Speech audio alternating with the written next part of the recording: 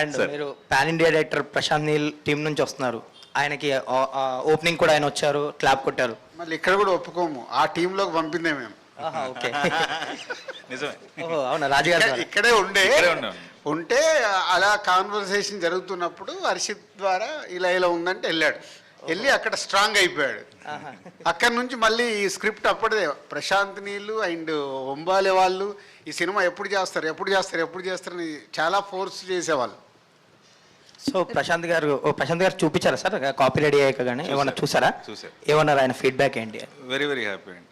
చెప్పింది కథ విన్న వాళ్ళల్లో రాజుగారు, హొమ్మాలి ప్రొడ్యూసర్స్, ప్రశాంత్ గారు వీళ్ళందరూ ఫస్ట్ ఆడియన్స్. సో చెప్పింది ట్రాన్స్లేట్ అయిందని ఒకే క్వశ్చన్ అడిగాను. So they were very happy, బాగుందని చెప్పారు. రాజుగారు సార్ చూసి నేను కూడా ఉన్నాను, బాగా చేసావు శాండీ, గుడ్, నాకు చూడగానే బాగుంది అనిపిస్తుంది సార్ అని నాతో కూడా చెప్పి, సార్ బట్ బీజిఎం చాలా ఇంపార్టెంట్ ఈ సినిమాకి అన్నాడు. ఇక అప్పుడు ఆయనను పట్టుకున్నా. అప్పటి వరకు ఆయనకు నాకు సంబంధమే లేదు.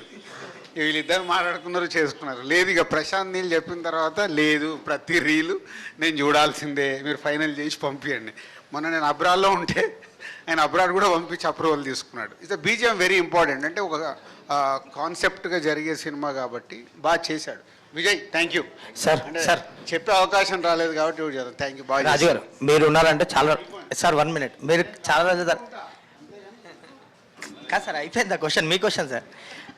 సార్ గేమ్ చేంజరు సెప్టెంబర్ నుంచి అప్డేట్స్ ఉంటాయని తమన్ గారు చెప్పారు, మీరు కూడా చెప్పారు.